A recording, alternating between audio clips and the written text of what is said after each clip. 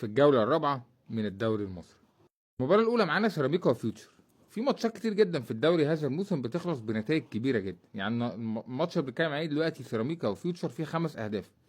سيراميكا بيكسب فيوتشر 4، فيوتشر علامة استفهام هذا الموسم، الكيرف بينزل بشكل كبير جدا رغم ان في لعيبة تقيلة في الفريق، لكن سيراميكا مع ايمن الرمادي ماشيين بشكل كويس، شكل جيد، بيحاولوا يتشبثوا مع الكبار. زلاكا بيتألق وبيجيب هاتريك، لعيب كبير، لعيب مهم، ممكن يبقى واحد من اهم اللعيبه، ولكن محتاج يتنظم، محتاج مدرب يتكلم معاه يطوره بشكل كبير، انه يرفع وشه وهو بيلعب، دايما باص في الارض. لما بيرفع وشه وبيلعب هيقدم كوره قويه جدا جدا، بيجيب هاتريك. اسلام عيسى بيجيب جون. قندوسي عمل مباراه اكثر من رائعه، لعيب مهم جدا القندوسي، فارق جدا جدا في منظومه عمل فريق سيراميكا كليوباترا. نجويم بيجيب هدف للفيوتشر بالتخصص، الراجل رفع 3 ركنيات في المباراه، واحده منهم دخل الجون، هو بينشي، واخيرا جاب واحده، والمباراه بتنتهي ب3 نقاط مهمه جدا للسيراميكا، وانهيار كبير لفيوتشر هذا الموسم. زد وحرس الحدود. حرس الحدود صعد الدوري عشان يهبط تاني، اداء كارثي حتى الان، رغم ان هم جابوا لعيبه كده، لموا مجموعه من اللاعبين، رؤى ومحمد فاروق ومع كام لعيب، ولكن الامور بعيده تماما تماما. وزد بيكسب المباراه مع الرأفه 2-0 فقط لا غير. بنوبي وزيكو 2 من نجوم الفريق بيجيبوا 3 نقاط غاليه جدا ومهمه جدا جدا لزد هذا الموسم، اللي بدأ بشكل سيء وبدأ يقف على رجله شويه. الدوري السنه دي ملوش مقاييس. الاتحاد اللي تعادل مع الاهلي المباراه اللي فاتت بيخسر من الجيش 1-0. حظه سيء، المهدي سليمان اتصاب اصابه قويه في بدايه المباراه وبيخرج، ربنا يشفيه يا رب، كسر في رجله، ربنا يشفيه ويرجع بالسلامه. كابتن عبد السوني قفل الملعب بشكل كبير، عمل تغيير، نزل رجب عمران، الراجل بينزل يكافئه في اخر احداث المباراه، بيجيب جون وبياخد 3 نقاط مهمه رغم محاولات الاتحاد الكتيره، لكن ما قدروش يجيبوا اهداف. وقدر طلائع الجيش انه يخرج بالمباراه بره الامان، ورجب عمران يخلص المباراه ب3 نقاط مهمه جدا للجيش. الاهلي يتعثر للمباراه الثانيه على التوالي ويبقى يتعادل مع البنك الاهلي بدون اهداف. مباراه الاهلي ادى شوط اول كارثي، تالق فيه مصطفى شوبير، شوط ثاني تالق فيه حارس مرمى البنك الاهلي بلعوتي، عمل مباراه كبيره. الاهلي ضيع كذا فرصه، والناحيه الثانيه والنور ضيع كذا فرصه. مباراه كل فريق لعب شوط، ولكن ما كانش فيه شراسه قويه عشان حد يجيب اهداف بسبب تالق حارسي المرمى، والاهلي بيتعثر تعثر تاني على التوالي في الدوري المصري.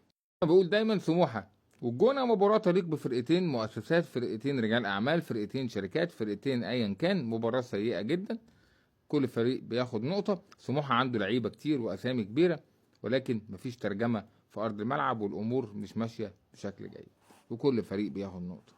مباراة بعنوان كان الله في عون جماهير الاسماعيلي. الاسماعيلي بيخسر من انبي 1-0. انبي بيجيب جول لمصطفى شكشك. تخيلوا بقى الاسماعيلي يا جماعه في المباراه دي ضيع ضربتين جزاء، ضربتين جزاء كانوا ممكن يقلبوا الموضوع بشكل كبير.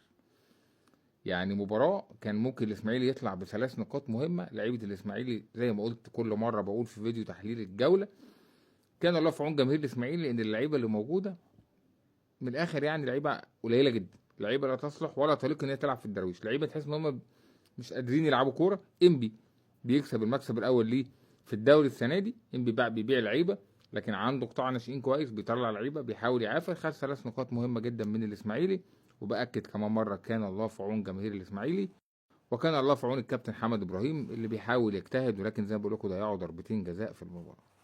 فاركو بتروجيت. فاركو السنه دي ماشي بشكل كويس، بيكسب 2-1 على بتروجيت المجتهد مع الكابتن سيد عيد. بتروجيت مش قادر يكسب اول مكسب ليه حتى الان، حاول يعافر مع فاركو، ولكن خبرات فاركو في الدوري المصري مؤخرا بتحسم الامور بشكل كبير. و3 نقاط مهمه. محمود جهاد يتالق بشكل كبير، وليد فرج بيجيب جون تاني، لكن محمود جهاد عمل مباراه كبيره وجاب هدف عالمي للمباراه الثانيه على التوالي. هل بتروجيت يدخل مع حرس الحدود كده في النفق المظلم؟ ده اللي هيبان في النهايه. بسم الله ما شاء الله، المصري البورسعيدي مركز اول في الدوري، فوز على بيراميدز، اداء رائع جدا، لعيبه رجاله، مستر كامل ابو علي موفر لهم كل حاجه، اداء رائع، بيلعبوا كوره. كابتن علي ماهر مدرب محترم، واحد من المدربين المحليين اللي يستحقوا يكون موجود في مكانه كويسه، عنده بلان، عنده خطه، الفريق بيلعب بشكل جيد، عنده لعيبه، عنده سكواد كويس، ماشي بشكل كويس، ما شاء الله ما شاء الله. بيكسب بيراميدز 1-0. بيراميدز لماذا نحن هنا؟ لو تبصيت لاسامي لعيبه بيراميدز تقول يا عم هينزلوا يكسبوا، كان بتبص على الاداء في الملعب ولا حاجه ولا حاجه. تحيه كبيره جدا للمصري. محمود حماده واحد من ابرز لاعبي الدوري هذا الموسم، مخلوف حتى الان لاعب وسط الملعب بيقدم موسم رائع جدا. محمود جاد ما شاء الله محافظ على شباكه حتى الان في الدوري بلا اي هدف، الاربع ماتشات 4 كلين شيت ما شاء الله، اداء كبير جدا من المصري. بيراميدز ما زال بيقدم الغاز كبيره جدا في الكره المصريه. الزمالك يفوز على المحل 4-0. اتكلمنا باستفاضه على المباراه امبارح. ناصر منسي هدفين، زيزو هدف، حسام عبد المجيد هدف. اداء كبير من الزمالك، الطرد خدم الزمالك بشكل كبير. اداء وتفوق كبير جدا من جوزيه جوميز على الكابتن احمد عيد اللي قدم استقالته امبارح، ومجلس الاداره قابلها النهارده، وبيرحل العيد رسميا عشان يبقى اول مدير فني هذا الموسم يرحل عن تدريب فريقه. بالتوفيق للعيد فيما هو قادم، وبالتوفيق طبعا لفريق غزل المحله الفريق الجماهيري، ومباراه كبيره جدا جدا لنادي الزمالك. يلا نشوف جدول الدوري.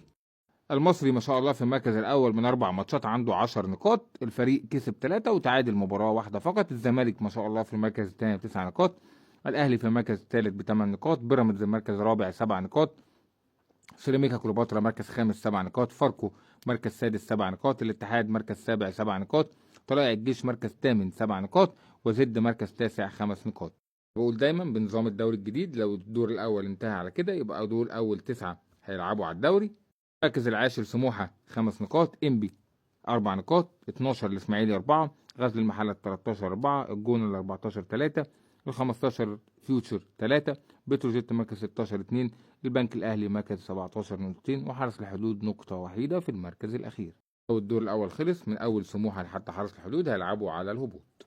حاجه عجباني في شكل جدول الدوري ان كل الفرق لعبه 4 ماتشات حتى الان، والامور ماشيه بشكل منتظم، حاجه تفرح الصراحه ما شفناهاش من زمان. هنشوف ماتشات كتيره، ولسه هنشوف ماتشات حلوه كتير. دوري صعب، دوري مميز، هنشوف امور كتير هتتغير. الجدول مش هيفضل ثابت على وضعه ولا ثابت على حاله، لسه في مفاجآت كتير جدا جدا في الدوري المصري هذا الموسم. صدر ترتيب هداف الدوري المصري لاعب الزمالك ناصر منسي ب4 أهداف. شكرا لك.